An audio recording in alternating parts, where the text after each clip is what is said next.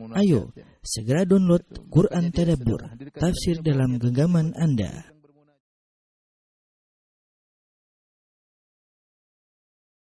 Bismillahirrahmanirrahim. Assalamualaikum warahmatullahi wabarakatuh. Alhamdulillahi ala ihsani wa syukru lahu ala taufiqihi wa amtinani. Wa asyhadu an la ilaha illallah wahdahu la syarika lahu ta'ziman li sya'nihi. Wa asyhadu anna Muhammadan abduhu wa rasuluhu da'ila ridwani. Allahumma salli alaihi wa ala alihi wa ashabihi wa ikhwani.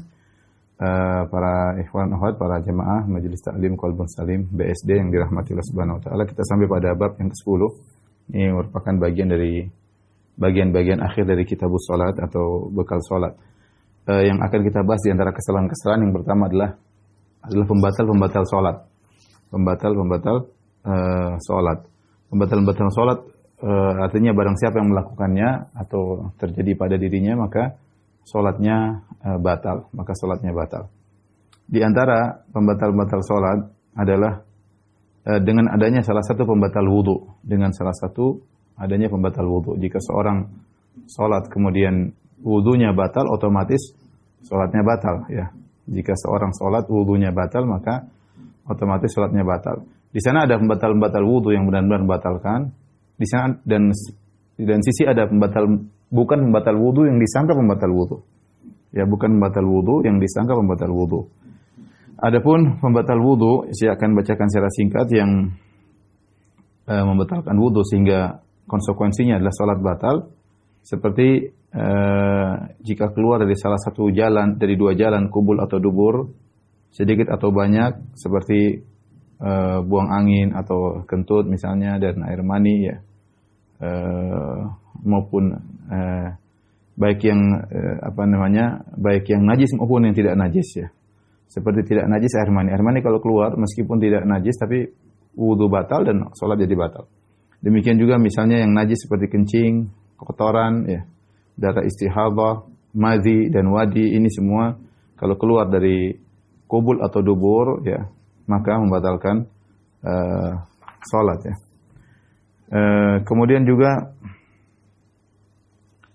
di antaranya jika tertutupnya akal, ya, baik dengan pingsan atau tidur, maka ini juga membatalkan wudu dan juga membatalkan salat, ya.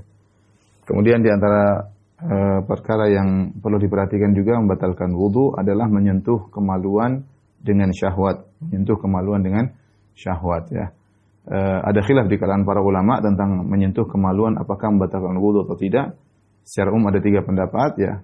Pendapat pertama mengatakan menyentuh kemaluan tidak membatalkan wudu sama sekali, karena ketika Nabi SAW ditanya tentang hal tersebut, beliau mengatakan innama huwa hal huwa illa bad'atun minka. Sungguhnya kemaluanmu itu hanyalah bagian dari tubuhmu. Seakan-akan dipahami dari sabda Nabi tersebut, kalau kita menyentuh kemaluan sama dengan menyentuh bagian tubuh yang lain, sama seperti menyentuh kepala, sama seperti menyentuh kaki, ya. Oleh karenanya tidak membatalkan wudu. Ini pendapat pertama, bahwasanya menyentuh kemaluan tidak membatalkan wudu sama sekali. Pendapat yang kedua, menyentuh kemaluan membatalkan wudu secara mutlak. Pokoknya tersentuh menyentuh kemaluan maka membatalkan wudu. Ini pendapat jumhur ulama. Berdasarkan hadis Busrah bintu Safwan, Rasulullah SAW bersabda, "Man massa dzakarahu falyatawadda." Barang siapa yang menyentuh kemaluannya, maka batal wudunya, ya. Batal wudunya, ya. Yaitu jika dia menyentuh kemaluannya, ya. Pendapat yang ketiga, yang ini adalah pendapat yang tengah, adalah menyentuh kemaluan membatalkan wudu kalau menyentuh dengan syahwat. Kalau menyentuh dengan syahwat. Jika menyentuh tidak tanpa syahwat, maka tidak membatalkan wudu. Ini pendapat dipilih oleh Ibnu Taimiyah rahimahullah taala dan juga dipilih oleh Syekh Utsaimin rahimahullah, dan ini pendapat wallahu alam yang lebih kuat, menggabungkan di antara 2 dalil yang tadi kita sebutkan. Ya, dalil yang Rasulullah mengatakan hal huwa illa bad'atun minka, kemaluan itu hanyalah bagian dari anggota tubuhmu yang lain, ya, sehingga kalau disentuh tidak membatalkan wudu. Kemudian hadis yang lain, man massa dzakara falyatawadda, barang siapa menyentuh kemaluannya maka hendaknya dia berwudu. Seakan-akan kalau menyentuh akan membatalkan wudu secara mutlak, maka dikompromikan oleh sebagian ulama, yaitu sentuhan khusus yang membatalkan wudu jika sentuhan tersebut disertai dengan syahwat. Maka itulah yang membatalkan wudu. Jika tidak tanpa syahwat, misalnya seorang habis mandi junub kemudian dia menyentuh kemaluannya tapi tidak syahwat, maka tidak membatalkan wudu ya. Kemudian juga di antaranya yang membatalkan wudu adalah makan daging unta. Ya, makan daging unta juga membatalkan wudu. Ini pendapat yang kuat berdasarkan hadis ketika seorang bertanya kepada Nabi, ya Rasulullah, atawadda min luhumil ghanam? Ya Rasulullah, apakah aku berwudu karena makan daging kambing? Kata Rasulullah SAW, in syi'ta fatawadda wa in syi'ta fala tatawadda. Kalau kau mau habis makan daging kambing mau berwudu silakan, kalau tidak juga tidak jadi masalah. Qala atawadda'u min luhumil ibil? Maka dia bertanya lagi, ya Rasulullah, apakah aku harus berwudu kalau makan daging kambing, daging unta? Kata Nabi SAW, na'am, fatawadda' min luhumil ibil. Hendaknya engkau wudu karena makan daging unta, maka yang membatalkan wudu adalah daging. Adapun kalau seorang minum susu unta tidak membatalkan wudu. Tapi kalau dia makan daging unta kemudian atau lemak daging unta, maka ini membatalkan wudu. Taib. Ini antara hal-hal yang membatalkan wudu. Yang siapa yang melakukannya maka wudunya batal, otomatis salatnya batal. Sebaliknya di sana ada perkara-perkara yang dianggap membatalkan wudu, namun tidak membatalkan wudu menurut pendapat yang lebih kuat. Contoh seperti ketika seorang lelaki menyentuh wanita secara langsung, ya. Kalau dia menyentuh wanita secara tidak langsung, maka sepakat tidak membatalkan wudu. Tapi kalau menyentuh secara langsung, kulit ketemu dengan kulit, dan wanita tersebut adalah wanita yang boleh dinikahi, artinya bukan mahramnya, termasuk yang adapun kalau mahramnya, ibunya, adiknya, kakaknya, bibinya, maka tidak membatalkan wudu. Ini berkaitan dengan menyentuh wanita yang bukan mahramnya, artinya boleh dia nikahi. Terlebih lagi kalau sudah dia nikahi, menyentuh istrinya, ya, maka apakah ini membatalkan wudu? Maka khilaf di kalangan para ulama, khilaf yang kuat. Mazhab Syafi'i mengatakan batalkan wudu. Mazhab Hanafi mengatakan tidak membatalkan wudu secara mutlak, dan mazhab yang di tengah mengatakan batal wudu jika menyentuh dengan syahwat. Dan ini adalah mazhab Hambali. Wallahu a'lam bishawab, ya. Dalam hal ini yang lebih kuat adalah mazhab Hanafi yang menyatakan bahwasanya menyentuh wanita tidak membatalkan wudu. Hal ini karena Nabi sallallahu alaihi wasallam ketika sedang salat, kemudian Aisyah radhiyallahu taala anha terbangun di malam hari, kemudian dia mencari suaminya. Kemudian dia sentuh kaki Nabi, kaki Nabi sedang berdiri tegak, Nabi sedang sujud. Ya, kemudian kaki Nabi sedang berdiri, maka kemudian Aisyah memegang kedua kaki Nabi, dan zahirnya Aisyah menyentuh kedua kaki Nabi tanpa membawa sarung tangan atau kain yang jadi karena dia mencari suaminya, tidak mungkin Aisyah cari kain dulu baru kemudian pegang-pegang suaminya. Dia cari dengan tangan kosong tentunya. Ketika dia sedang cari, tahu-tahu karena gelap, dia pegang kedua kaki Nabi SAW. Dan Nabi melanjutkan salatnya, padahal sudah tersentuh oleh Aisyah radhiyallahu taala anha. Ya, dalam Sahih Muslim. Demikian dalam hadis yang lain ketika Nabi SAW sedang salat, kemudian Aisyah radhiyallahu taala anha di depan Nabi SAW. Kalau Nabi ingin sujud, maka Nabi menyentuh kedua kaki Aisyah agar kaki Aisyah dilipat sehingga Nabi punya space untuk sujud. Kalau Nabi sudah selesai sujud, maka Aisyah menjulurkan kembali kedua kakinya karena Nabi berdirinya lama. Kita tahu Nabi kalau sholat bisa 1 rakaat, Rasulullah bisa baca dalam sebagian riwayat Rasulullah SAW baca surat Al-Baqarah, Ali Imran, surat Al-Baqarah, surat An-Nisa, surat Ali Imran dalam 1 rakaat. Maka Aisyah ngapain dia melipat kaki beliau? Jadi beliau menjulurkan kaki beliau sebagaimana santainya buat tidur. Nah, kalau Nabi sudah mau sujud, baru Nabi sentuh kakinya. Kemudian Aisyah pun melipat kakinya, baru Nabi sujud sallallahu alaihi wasallam wa radhiyallahu taala anha. Jadi intinya zahirnya Nabi menyentuh kedua kaki Aisyah tanpa menggunakan kain yang menghalangi antara tangan Nabi dengan kaki Aisyah radhiyallahu taala anha. Seandainya ada kain yang menghalangi akan disebutkan. Ini dalil yang kuat yang menunjukkan bahwasanya menyentuh wanita tidak membatalkan wudu. Demikian dalam hadis riwayat Abu Daud bahwasanya hadis ini meskipun diperselisihkan namun yang benar hadisnya sahih bahwasanya Rasulullah SAW sebelum ke masjid Rasulullah SAW mencium Aisyah radhiyallahu taala anha, kemudian Rasulullah SAW pergi ke masjid. Adapun yang mengatakan bahwasanya menyentuh wanita membatalkan wudu, mereka berdalil dengan firman Allah, aula mastumun nisa, atau kalian menyentuh wanita, ya, Namun hal ini dijelaskan oleh Ibnu Abbas radhiyallahu ta'ala anhuma bahwasanya kata-kata menyentuh dalam Al-Qur'an adalah kinayah dari bersetubuh. Kinayah dari bersetubuh seperti firman Allah aula mastumun nisa, maksudnya bukan menyentuh tapi ketika kalian menyetubuhi bersenggama dengan istri kalian. Sama seperti min qabli an tamassuhunna. Mas, kata mas juga adalah sentuh. Artinya juga wa idza talaqtumun nisaa min qabli an tamassuhunna. Kalau kalian menceraikan istri-istri kalian sebelum kalian sentuh. Sentuh maksudnya menjimai. Ya, sentuh artinya bersetubuh menjimai. Jadi Allah sering menggunakan kata menyentuh maksudnya adalah menjimai. Seperti juga firman Allah Subhanahu wa taala, "Fal ana basyiruhunna." Dan di malam hari silakan kalian basyir. Mubasyarah maksudnya sentuhan kulit dengan kulit. Ternyata mubasyarah secara bahasa artinya sentuhan kulit dengan kulit. Ternyata maksudnya adalah berhubungan, bersenggama ya.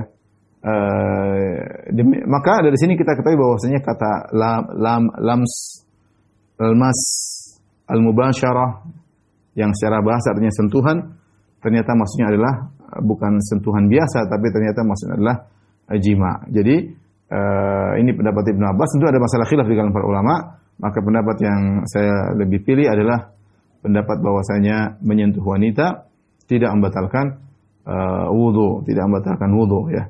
Jadi misalnya kalau kita lagi di Masjidil Haram, kita sedang sholat, kemudian ada orang lewat kesentuh misalnya ya, atau kita sedang tawaf kesentuh misalnya, maka ini tidak membatalkan wudu kita ya. Dan sangat mungkin kalau kita lagi di Masjidil Haram bisa sih tersentuh dengan wanita tanpa kita sadari ya, tanpa kita sadari. Dan yang benar hal itu tidak membatalkan wudu sebagaimana pendapat Hanafiyah, dan ini pendapat yang dipilih oleh Ibnu Abbas radhiyallahu taala anhuma. Ya. Kemudian di antaranya juga yang disangka membatalkan wudu ternyata tidak adalah membandingkan mayat ya. Membandingkan mayat maksudnya yang benar memandikan, memang ada khilaf, ada yang mengatakan membatalkan wudu, ada yang mengatakan tidak.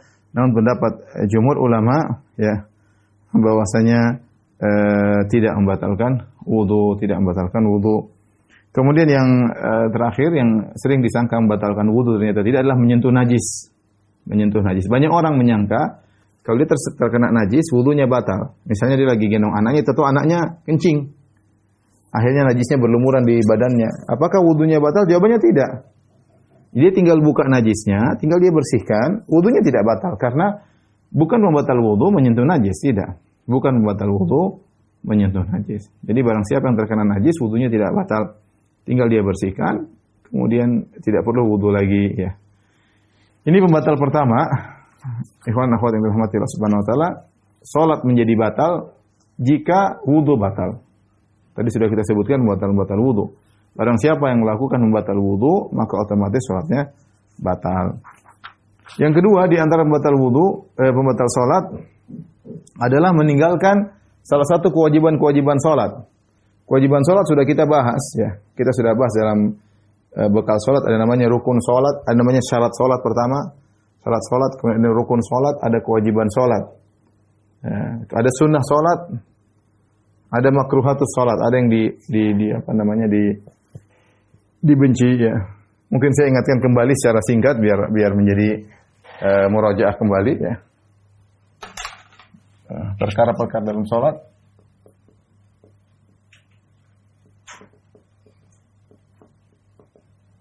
Ada namanya syarat salat,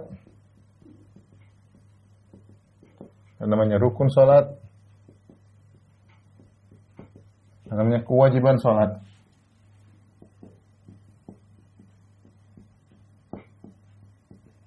Ini sunnah salat. Baik, adapun syarat sebagaimana sering kita bahas, syarat adalah perkara yang dipersiapkan sebelum sholat. Perkara-perkara yang dipersiapkan sebelum sholat. Sebelum sholat. Di antaranya adalah apa? Bersuci dari hadas dan dari najis. Misalnya menghadap kiblat ya. Ya ini di antaranya misalnya masuk waktu. Nah ini semuanya dipersiapkan sebelum sholat. Yang terakhir juga adalah niat untuk sholat ya. Adapun rukun sholat adalah perkara-perkara yang penyusun sholat. Perkara-perkara penyusun sholat. Sholat seperti misalnya berdiri, baca Al-Fatihah, kemudian ruku,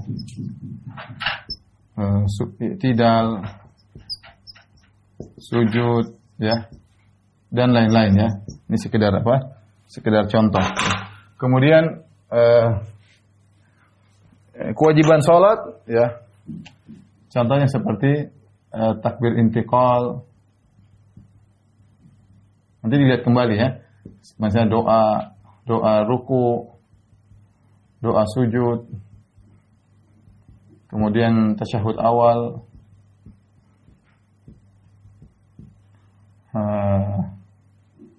dan lain-lainnya.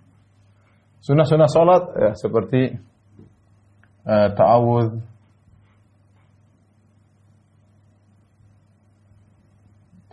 kemudian membaca surat setelah Al-Fatihah,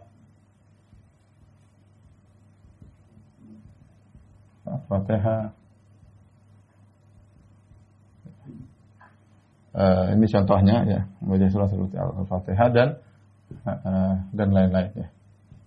Baik, perhatikan sini syarat-syarat salat jika tidak dipenuhi maka salat tidak sah. Jika seorang atau dirubah ketika di tengah salat, ini membatalkan salat. Misalnya dengan sengaja merubah arah kiblat.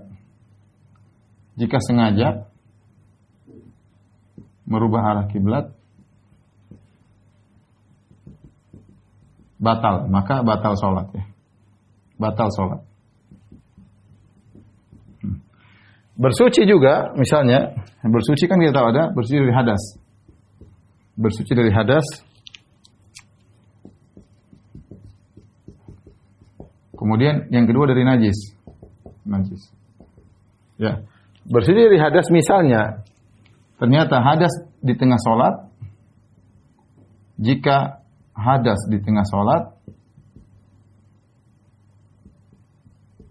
maka batal ya. Maka batal. Sama jika terkena najis di tengah salat bagaimana? Jika mampu menghilangkannya maka salat lanjut ya. Jika mampu menghilangkannya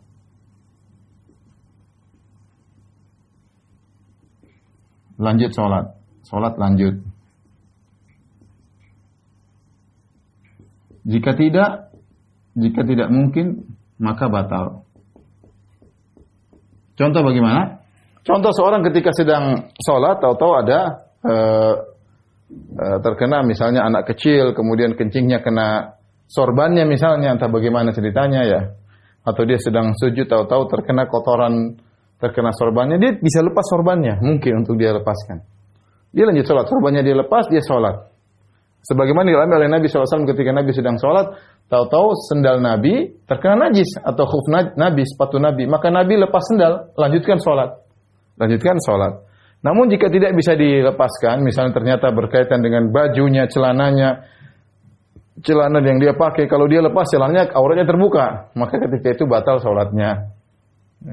Adapun kalau misalnya terkena bajunya sementara dia pakai baju dalam, baju luarnya kena najis, dia boleh buka baju sambil sholat.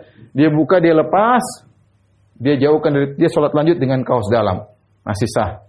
Ya, tapi jadi masalah kalau misalnya ternyata kena bajunya yang areal auratnya najis tersebut, maka tidak mungkin dia lepas. Ya. Kalau dia lepas maka batal sholatnya. Maka dengan demikian tidak mungkin untuk dibersihkan maka batalnya. Sama niat ini adalah syarat sholat. Jika niat membatalkan sholat, jika niat membatalkan sholat, maka batal.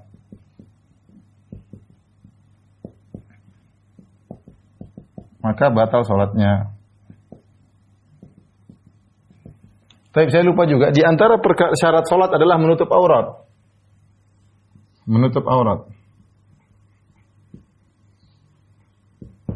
Menutup aurat. Jika ternyata tersingkap auratnya di tengah sholat, ya. Jika tersingkap di tengah sholat, kalau hanya sedikit, jika hanya sedikit, dimaafkan. Dimaafkan, lanjut.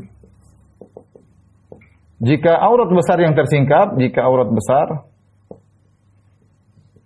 yang tersingkap, misalnya kemaluan atau dubur, kemaluan atau dubur tersingkap, ya tersingkap, jika segera ditutup,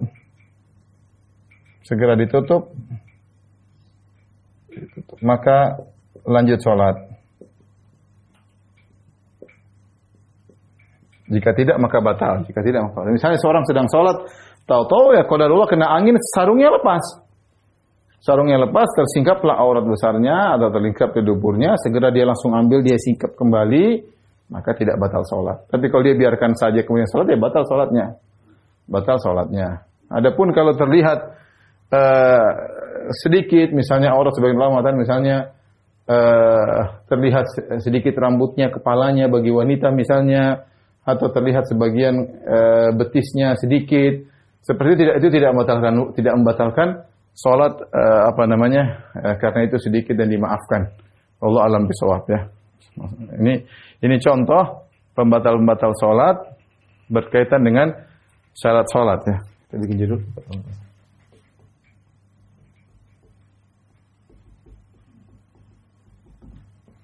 Ya, pembatal salat berkaitan dengan syarat salat ya. Ini contoh.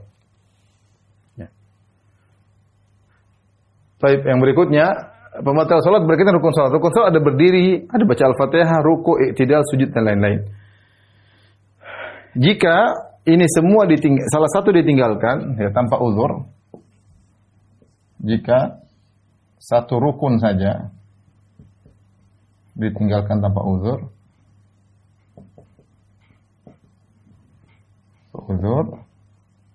maka salat batal. Salat batal ya kecuali dia tidak sengaja dan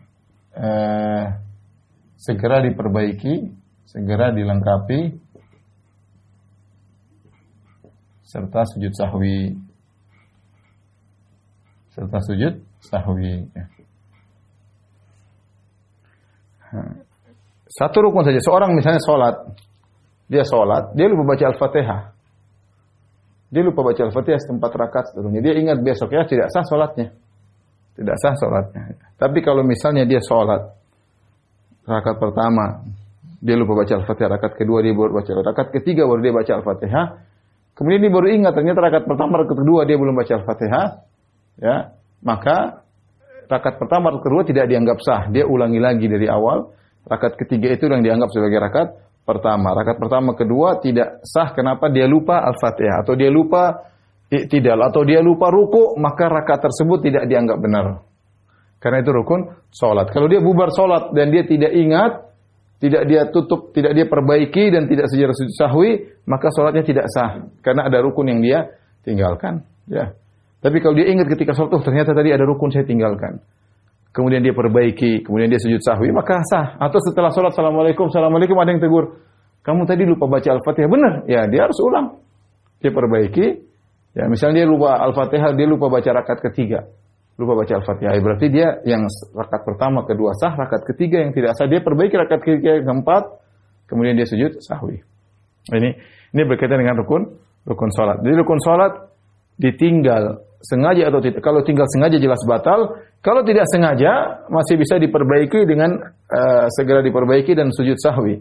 Tapi kalau ternyata dia bubaran salat, kemudian sudah selesai salat dan dia udah jedanya terlalu lama, dia baru ingat tadi dia tidak baca Al-Fatihah atau dia tidak ruku', maka salatnya tidak sah karena ada rukun yang ditinggalkan. Nah, berkaitan dengan kewajiban salat.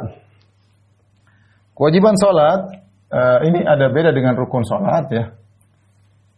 Kalau kewajiban salat jika sengaja ditinggalkan,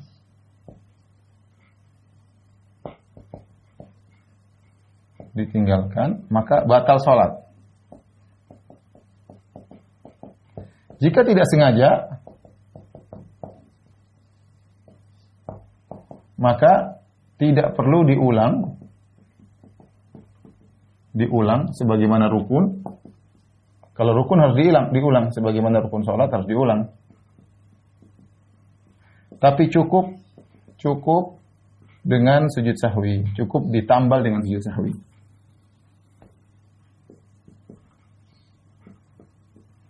Dengan sujud sahwi. Sekarang saya adakan perbandingan. Misalnya ada orang lupa rakaat kedua, dia lupa sujud kedua. Dia baru sujud pada rakaat ketiga ya. Kita tahu kan bahwasanya ketika rakaat ketiga ada dua sujud. Sujud pertama, kemudian duduk di antara dua sujud, kemudian sujud kedua, baru naik ke rakaat keempat.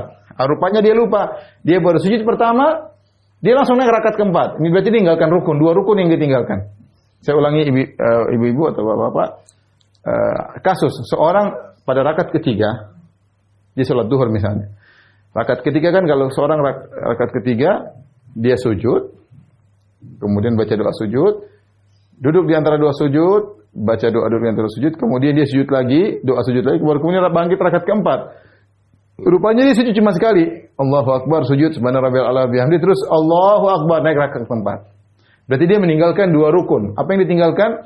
Yaitu dia meninggalkan sujud kedua, dia meninggalkan duduk di antara dua sujud, dan dia meninggalkan sujud kedua. Ya. Maka ketika selesai sholat, tadi kamu, atau dia ingat di tengah sholat, atau selesai dengan kamu tadi, rakaat ketiga cuma sujud sekali. Maka ketika itu, dia harus mengulangi rakaat ketiga. Karena rakaat ketiganya tidak sah. Rakaat tidak sah karena cuma ada rukun yang dia tinggalkan. Ya, dia harus mengulangi lagi rakaat ketiga, rakaat keempat, baru dia sujud sahwi. Itu karena dia meninggalkan rukun, harus diulang. Lain halnya kalau yang ditinggalkan adalah kewajiban. Contoh, di antara kewajiban adalah membaca doa sujud. Di antara kewajiban adalah membaca doa ruku. Rupanya waktu dia sujud, dia mungkin setengah ngantuk, dia lupa baca. Dia jadi makmum atau dia sholat sendirian, dia ngantuk, dia lupa untuk baca doa sujud. Dia lupa, dia langsung Allahu Akbar dulu doa sujud. Setelah mau salam baru dia ingat, ya Allah tadi saya lupa baca doa sujud. Dan doa sujud hukumnya wajib, tapi dia meninggalkannya karena tidak sengaja. Maka cukup dia sujud sahwi dan tidak perlu dia ulang, tidak perlu dia datangkan karena langsung ditambal dengan sujud sahwi. Ini bedanya antara meninggalkan rukun dengan meninggalkan sholat. Kalau rukun harus didatangkan kembali rukun yang ditinggalkan tersebut, diulangi. Adapun kalau kewajiban, jika ditinggalkan dengan sengaja batal sholat, ya. Kalau ditinggalkan tanpa sengaja, maka cukup ditambal dengan sujud sahwi. Ya. Ini bedanya rukun dengan kewajibannya. Contoh seorang yang lupa, dia rakaat kedua dia tidak tasyahud awal. Allahu Akbar langsung rakaat ketiga. Setelah dia baru ingat, ya Allah tadi saya tidak tasyahud awal. Lanjut aja sholat, nanti tinggal sujud sahwi. Sujud sahwi. Kenapa? Karena yang ditinggalkan adalah kewajiban tanpa sengaja. Tapi kalau dia sengaja sholat tanpa tasyahud awal, batal. Jadi kaedahnya untuk kewajiban sholat, jika sengaja ditinggalkan, ini berarti kan jika sengaja ditinggalkan maka batal sholat. Jika tidak sengaja maka ditambal dengan sujud sahwi. Adapun sunnah-sunnah sholat, ya tidak membatalkan sholat. Sengaja atau tidak sengaja tidak membatalkan sholat. Nah, dari sini dia tahu, Ustaz kalau ada orang sengaja sholat tanpa doa ruku, dia sengaja meninggalkan kewajiban, berarti batal sholat. Dia mau ruku aja tidak baca doa ruku. Ustaz ada seorang sengaja sholat tidak mau tasyahud awal, batal sholatnya. Ada orang sengaja sholat tidak membaca doa duduk di antara dua sujud, batal. Karena itu adalah kewajiban sholat. Kewajiban sholat jika sengaja ditinggalkan maka batal sholat. Jika tidak sengaja maka tutup dengan sujud sahwi. Ya ini kira-kira pembatal-pembatal sholat ya, yang berkaitan dengan perkara-perkara dalam sholat. Saya ulangi ya. Ada syarat sholat perkara yang dipersiapkan sebelum sholat. Ada namanya menutup aurat. Menutup aurat itu lihat, kalau tersingkap di tengah sholat apa yang terjadi? Ya, kalau sejak awal tidak pakai sholat tidak sah. Ini dia tadinya ya, kalau sejak awal terbuka aurat, sholat tidak sah. Ini dia tutup aurat, tapi tersingkap di tengah-tengah sholat. Ketika yang tersingkap hanya sedikit yang dimaafkan, ya. Misalnya seorang wanita kemudian lehernya kelihatan sedikit. Dia sholat ternyata kelihatan lehernya. Nah, ini sedikit, dianggap sedikit oleh para ulama. Tidak, dia jangan sengaja. Kalau dia yang gimana kadang mungkin jilbabnya turun atau bagaimana sehingga kelihatan sebagian lehernya, maka ini sedikit tidak membatalkan sholat. Sama kalau ternyata terlihat misalnya sebagian dari lengannya sedikit, tidak membatalkan sholat. Terlihat sebagian daripada betisnya sedikit, tidak membatalkan sholat. Ya, dalilnya tentang kisah seorang sahabat yang masih kecil yang kemudian dia jadi imam sholat, namun karena sarungnya pendek, kalau dia rukuk terkadang kelihatan sebagian bokongnya, ya, dan itu tidak membatalkan sholatnya karena dia sarungnya pendek dan hanya terlihat tersingkap ketika dia sedang rukuk, seperti itu. Ya, adapun kalau aurat besar, kemaluan atau dubur yang terlihat, maka jika segera ditutup tidak membatalkan sholat. Jika ternyata dibiarin saja maka membatalkan sholat. Ya, berkaitan dengan niat seorang berniat sholat, kalau ternyata di tengah sholat dia niat membatalkan sholatnya, maka sholatnya batal. Bersuci dari hadas, ya. Jika hadas di tengah sholat maka batal jelas otomatis. Tidak ada solusi, batal sholatnya. Dia kentut, dia keluar air madhi dari kemaluannya, misalnya atau seperti itu, maka itu membatalkan sholat, ya. Kecuali wanita yang istihadhah. Wanita yang istihadhah, perhatikan, atau yang berpenyakit, untuk ini perhatikan, jika hadas di tengah sholat, perhatikan. Kecuali yang beruzur karena penyakit. Kecuali yang beruzur karena penyakit. Karena penyakit. Seperti di antaranya orang yang senantiasa buang angin, salah silur rih. Setiap 5 menit buang angin. Tidak apa-apa, dia sholat meskipun buang angin, dianggap sah karena itu penyakit dia. Contoh seperti seorang setiap 1 menit tetes ada air kencing, 5 menit tetes air kencing. Sholat aja nggak ada masalah. Contoh seperti orang pasang keteter, itu air kencingnya keluar terus, artinya keluar di selang ada terus, ya, tidak ada putusnya. Maka sama, itu ada penyakitnya, maka berhadas tersebut tidak dianggap. Ya. Sama seperti wanita istihadhah, istihadah darahnya keluar terus, tidak berhenti. Ya. Bahkan ada sebagian sahabiat yang dia sholat sambil meletakkan semacam tempayan di bawah karena airnya menetes terus darahnya. Tidak jadi masalah, itu uzur. Itu adalah uzur, ya. Jadi hadas tersebut tidak dianggap hadas karena uzur. Adapun harus bersih dari najis, ya. Najis. Kalau ternyata di tengah sholat terkena najis, jika mungkin untuk dia bersihkan, maka lanjutkan sholatnya. Sebagaimana Nabi SAW ketika sholat ada najis di sepatunya atau di sendalnya, Nabi lepaskan sendal, Nabi lanjutkan sholat. Kalau jika tidak mungkin untuk dibersihkan, najis tersebut misalnya terkena celananya, kalau dia buka maka terlihat auratnya, ketika itu maka sholatnya batal karena najisnya tidak bisa dibersihkan. Menghadap kiblat, jika seorang menghadap Allahu Akbar kemudian dia sengaja menghadap selain kiblat, ada syarat yang hilang, maka dia batal sholatnya, ya, seperti itu. Baik, ada rukun salat tadi sudah kita jelaskan. Berkaitan dengan kewajiban salat, insyaallah semuanya mudah, ya. Baik, di antara yang membatalkan salat selain yang berkaitan dengan ini adalah dengan sengaja menambah satu rukun salat. Sengaja menambah satu rukun salat. Contohnya dia rukuk 2 kali, ya. Kalau salat gerhana memang disunahkan rukuk 2 kali. Tapi ini bukan salat gerhana. Bukan salat gerhana. Kemudian dia sengaja menambah satu rukuk, maka batal salatnya. Atau sujudnya dia tambah, bukan cuma 2, dia tambah sujud 3 kali. Ini batal salatnya. Sama juga salatnya batal jika dia sengaja menambah rakaat. Dia salat duhur sengaja menambah rakaat 5 rakaat. Maka batal salatnya. Jadi sengaja menambah rukun batal salat, sengaja menambah rakaat juga batal salat, ya.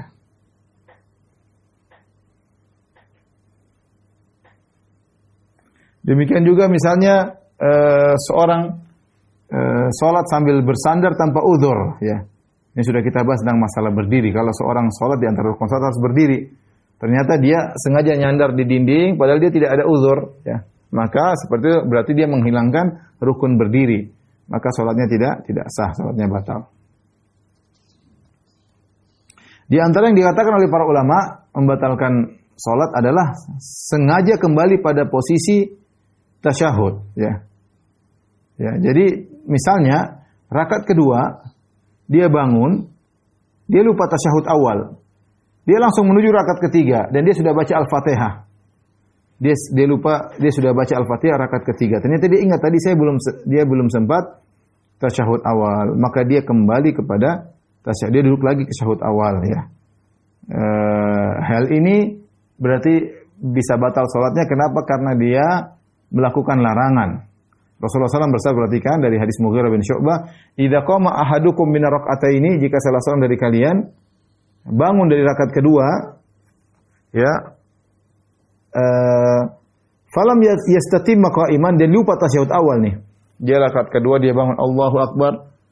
Ketika belum sempurna berdirinya dia saya belum tasyahud, dia duduk kembali. Tasyahud awal. Karena dia belum sempurna berdiri. Maka silakan kembali tasyahud awal. Fa idza statamma qa'iman, kalau sudah terlanjur dia sudah berdiri tegak, rakaat ketiga baru dia ingat, ya Allah saya belum tasyahud awal, fala yajlis, maka jangan dia duduk. Ya, karena berarti dia tidak sengaja meninggalkan kewajiban. Maka jangan dia kembali lagi. Jangan. Wa yasjudu sajdatai sahwi, maka cukup diganti dengan 2 sujud sahwi.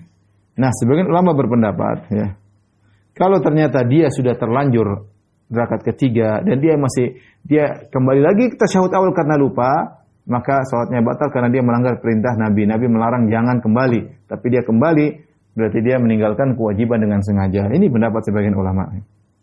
Maka batal salatnya karena sengaja meninggalkan kewajiban. Kewajibannya dia jangan kembali, lanjut aja salatnya, tinggal sujud sahwi.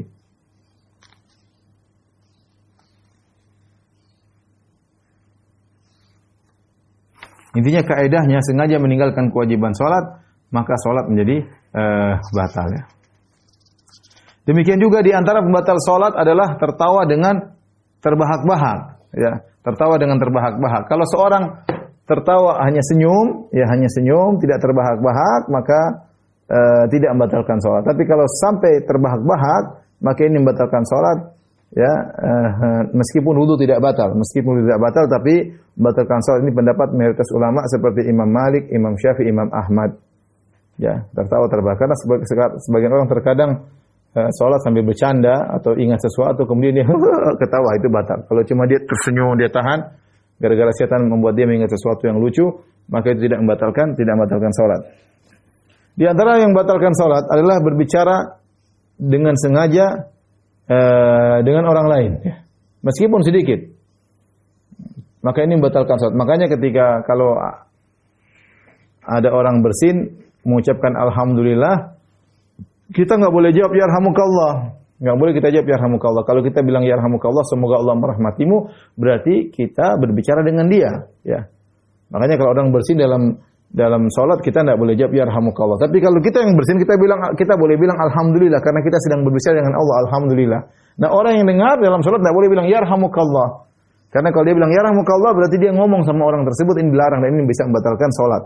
Oleh karenanya seorang yang salat tidak boleh bicara dengan orang lain kecuali dia tidak sengaja atau dia tidak tahu hukumnya ya, ya. Ada seorang kawan dia salat, terus ada orang lewat depan dia tahan. Orang tersebut berusaha lewat, dia tahan. Sampai orang itu lewat 3 kali ditahan, akhirnya dia jengkel, dia bilang, lewat sini gitu. Dia ngomong, lewat sini, saking jengkelnya. Ini tidak sengaja, keceplosan. Dia refleks bilang lewat sini. Ya. Seandainya dia sengaja dan dia tahu itu tidak boleh, maka batal salatnya. Tapi ketika dia tidak sengaja atau kelepasan, maka uzur.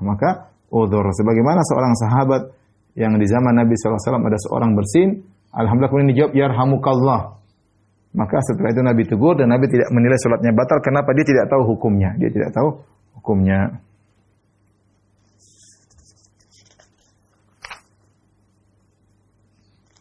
Demikian juga di antara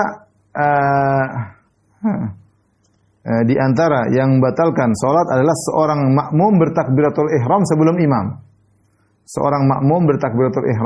imam. Maka ini membatalkan salatnya, ya. Membatalkan salatnya. Dia jadi makmum itu harus mengikuti imam. Dia takbiratul ihram dulu sebelum imam. Imam belum takbiratul ihram, dia takbiratul ihram dulu. Maka ini membatalkan salatnya, ya.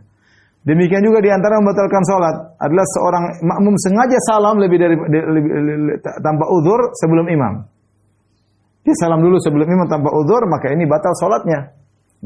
Lain halnya kalau dia ada uzur karena takut muntah misalnya, atau takut ketinggalan pesawat, itu pernah kita bahas. Ada seorang jadi makmum, kemudian tiba-tiba dia rasa dia akan muntah atau dia rasa dia akan pingsan, maka dia boleh sholat sendiri. Dia putuskan niat sebagai makmum, dia jadi sholat munfarid, sholat sendiri, kemudian dia selesaikan assalamualaikum, dia sholat sendiri lanjutin, maka ini tidak jadi masalah.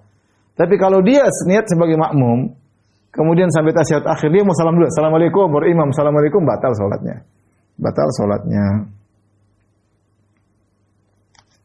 Demikian juga sebagian ulama berpendapat, barang siapa yang gerakannya sebelum imam, ini waspada, hati-hati. Waspada. Di tengah sholat dia rukuk sebelum imam rukuk, dia tidak sebelum imam tidak. Karena sebagai imam begitu, imamnya bilang Allah, dia sudah sujud duluan. Ini batal. Imamnya belum sujud, imamnya baru sujud, Allah, dia sudah sujud duluan, batal. Ya. Imamnya baru bangun dari sujud, Allah, dia sudah berdiri duluan. Ini berarti mendahului imam. Ya, ini menurut pendapat ulama, sebagian ulama bahwasanya ini batal sholat seperti ini. Ya, fungsinya imam adalah diikuti, bukan makmum mendahului imam. Ya, oleh karenanya tidak boleh seorang sholat mendahului imam. Gerakan-gerakan sebagian orang buru-buru, cepat-cepatan. Makanya saya ingatkan kepada para imam kalau pas lagi takbir, jangan Allah. Kadang-kadang orang namanya orang jahil, dia nggak ngerti, dia bangun duluan. Dia bangun duluan dia. Jangan dia atur bagaimana takbirnya agar dia lebih dahulu sebelum makmum. Ya, dia harus cerdas-cerdas menghadapi ini karena sebagian orang tidak ngerti. Khawatirnya mereka apalagi tidak imam kemudian dia bangkit dulu sebelum imam jadi masalah. Sama demikian juga kalau kecepatan dari imam membatalkan salat, lebih cepat dari imam, terlambat dari imam sampai imam melakukan rukun berikutnya tanpa ada uzur, maka ini juga membatalkan sholat ya. Karena kenapa? Karena dia telah meninggalkan kewajiban sholat dengan sengaja. Karena Rasulullah berkata, innama ju'ilal imamu liyu'tamma bih. Imam itu dijadikan untuk diikuti. Nah, kalau Anda ternyata terlambat dari imam. Imam misalnya baca Al-Fatihah, Allahu Akbar, Al-Fatihah waladhdallin, amin, baca surat. Kemudian imam ruku, Allahu Akbar. Anda enggak ruku-ruku. Sampai imam sami Allah liman hamidah, masuk pada rukun berikutnya, salat Anda batal. Anda masih berdiri tok tanpa ada usaha untuk segera ruku. Dengan sengaja sehingga imam sudah masuk pada jadi jeda antara dia dengan imam ada rukun satu.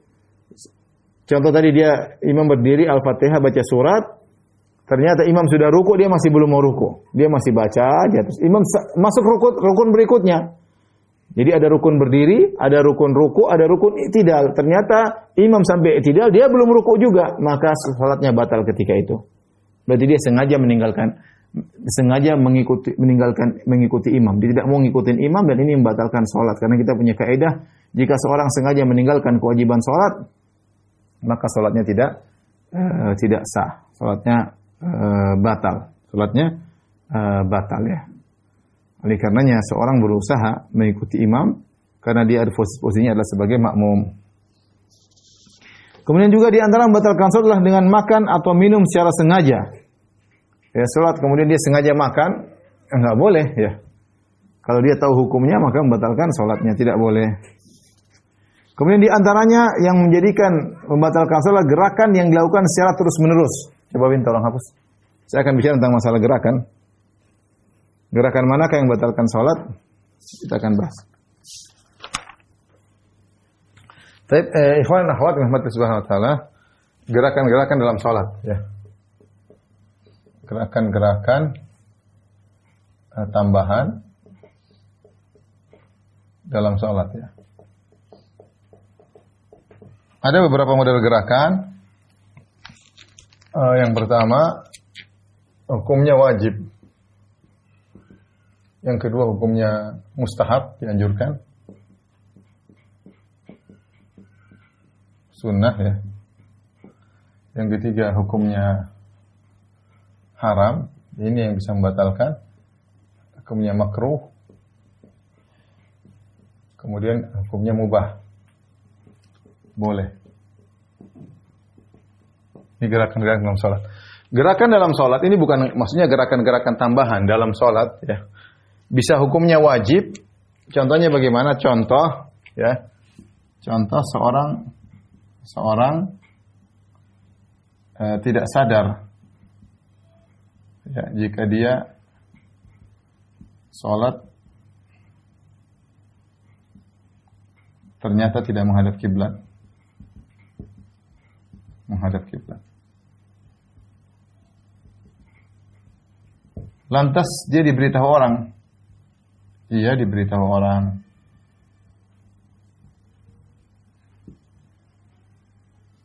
Dalam kondisi begini, maka wajib baginya untuk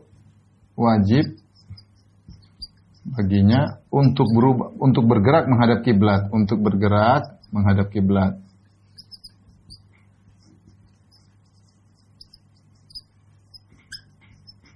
Dan ini pernah terjadi. Seorang dia tidak sengaja dia masuk di Masjid Nabawi. Masuk di Masjid Nabawi kan Masjid Nabawi tiangnya mirip-mirip. Tidak tahu kiblat mana, dia merasa dia sudah menghadap kiblat, maka dia Allahu Akbar. Padahal dia tidak menghadap kiblat, salatnya sah karena dia tidak tahu. Beda kalau dia sengaja tidak menghadap kiblat, salatnya sudah tidak sah. Tapi dia menyangka dirinya menghadap kiblat, maka di tengah salat ada orang datang meluruskan, suruh belok kanan. Oh iya benar. Ya lanjutin aja salat, tidak apa. Berubah dia dari ini ke arah kanan hukumnya wajib. Karena dia tidak tahu kiblat, ya. Dan dikasih tahu dia harus segera merubah kiblat, ya. Contoh yang nyata seperti di zaman Nabi SAW ketika penduduk Kuba sedang sholat subuh di Masjid Kuba. Mereka sedang sholat subuh di Masjid Kuba. Waktu itu mereka belum ada kabar kalau kiblat sudah berubah. Mereka masih menghadap ke arah Baitul Maqdis, masih menghadap ke arah utara. Ketika mereka sedang sholat, tiba-tiba ada pengumuman, ala innal qiblata qad huwilat. Ketahuilah bahwasanya kiblat telah berubah ke arah Mekah, ke arah selatan. Maka mereka sedang sholat, mereka rubah. Karena wajib hukumnya untuk merubah karena harus sholat menghadap kiblat. Ini contoh gerakan yang wajib, ya. Kemudian gerakan yang disunnahkan, dianjurkan, misalnya contoh, ya,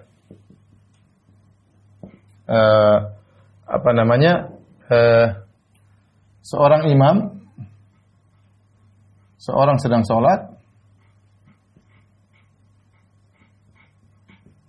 lalu ada yang nebeng jadi makmum, ada yang ikut jadi makmum, ya. Namun dia tidak sejajar. Maka dalam hal ini boleh si imam mundur biar sejajar dengan makmum, atau makmumnya dia tarik agar di samping dia. Laki-laki kan makmum kalau dua orang sejajar, dia tarik, ya, untuk sejajar dengan dia. Sebagaimana ketika Rasulullah SAW sholat dengan seorang sahabat, ada yang jadi makmum Nabi sebelah kiri. Maka Nabi gerak, Nabi suruh pindah dia ke sebelah kanan, ya. Dia jadi makmum Nabi tapi sebelah kiri Nabi, maka Nabi pegang kepalanya, Nabi puterin dia ke sebelah kanan. Ini contoh gerakan yang dianjurkan karena sunnahnya seorang di sebelah kanan ketika jadi makmum sebelah kanan imam. Ini contoh dia bergerak untuk menambal saf yang bolong.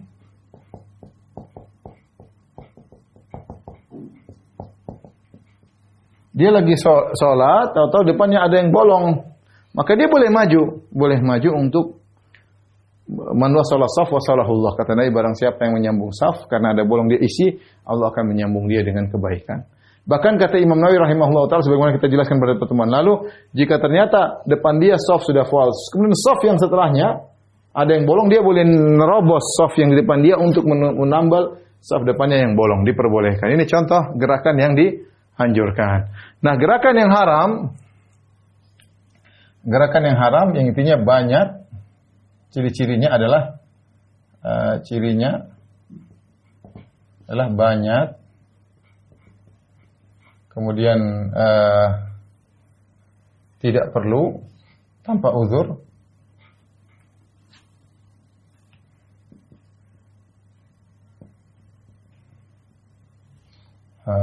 banyak, kemudian tanpa uzur, ya.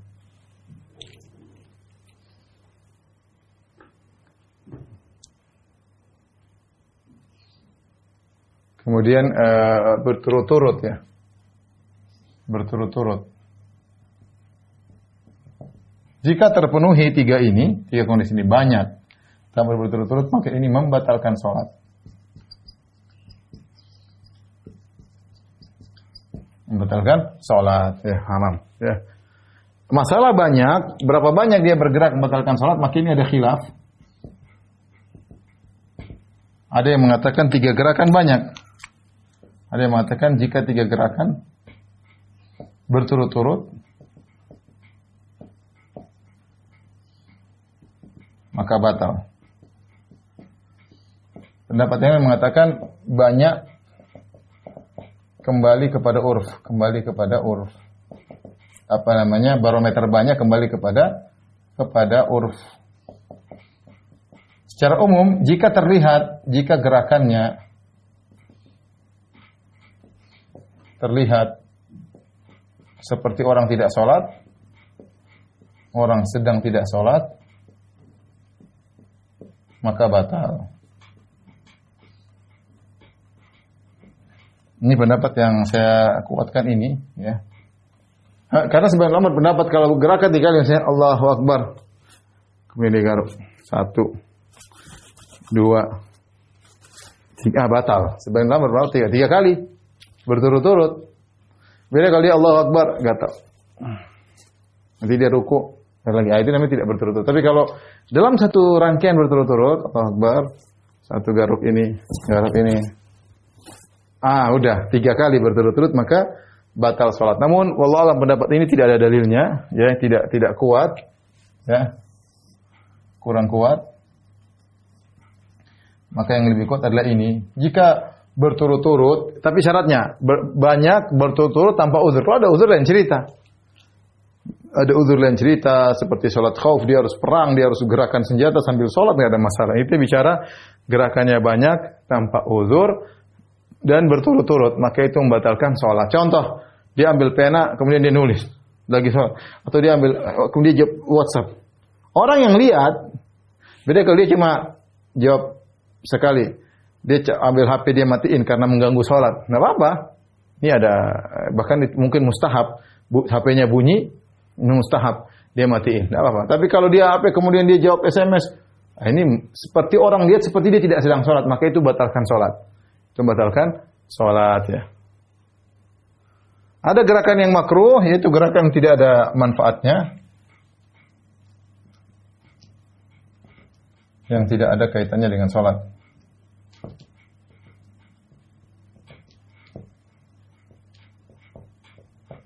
Contohnya apa? Contoh misalnya lihat jam,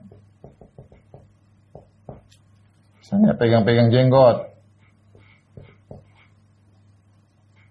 Misalnya ngupil, kadang-kadang orang sedang sholat apa?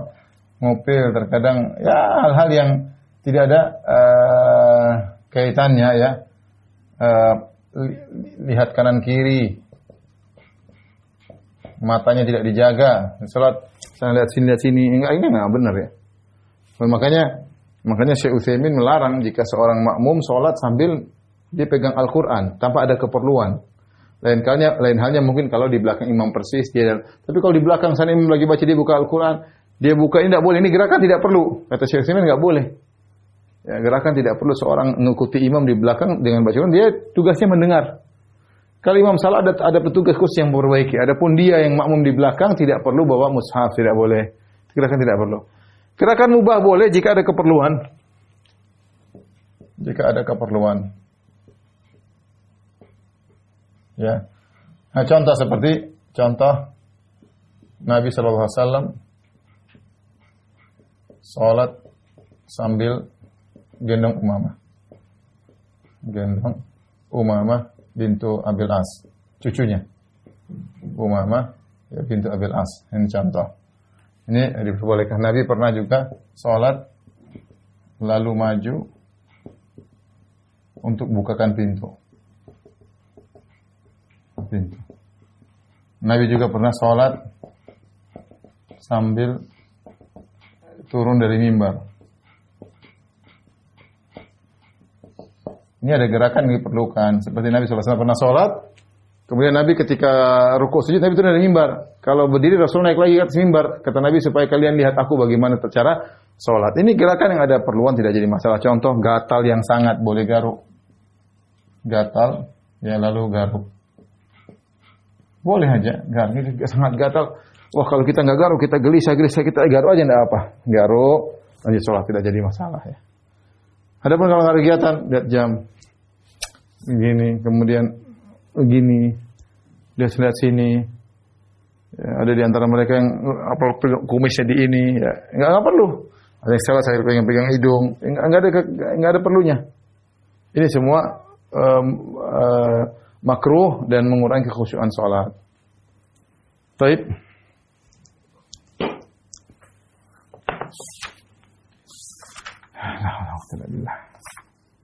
Kemudian yang terakhir di antara yang membatalkan sholat, ini ada khilaf di kalangan para ulama, jika dilewati oleh anjing hitam atau wanita ya atau himar keledai ya. Maka ini ada khilaf. Nabi berkata yaqta'us salat al-mar'atu wal himaru wal kalbu. Salat diputuskan oleh wanita yang lewat atau himar atau keledai atau anjing. Wa yakdzalika mithlu mu'akhkharat rahil. Maka cukup dengan menghalangi itu kalau ada sutrah. Kalau ada sutrah lewat enggak ada masalah, tidak membatalkan salat. Ini ada khilaf. Jadi kalau kita pasang sutrah ada anjing hitam lewat enggak ada masalah karena kita sudah salat di depan sutrah. Khilaf tentang hadis ini, jumhur ulama berpendapat bahwasanya tidak membatalkan salat secara total, hanya membatalkan kesempurnaan salat, artinya pahalanya berkurang. Sebenarnya mengatakan tidak ya, bahwasanya salatnya batal, terutama Imam Ahmad mengatakan yaitu jika sebenarnya mengatakan ketiga-tiganya membatalkan salat. Imam Ahmad berpendapat anjing hitam yang jika lewat depan salat membatalkan salat. Selain anjing hitam maka tidak.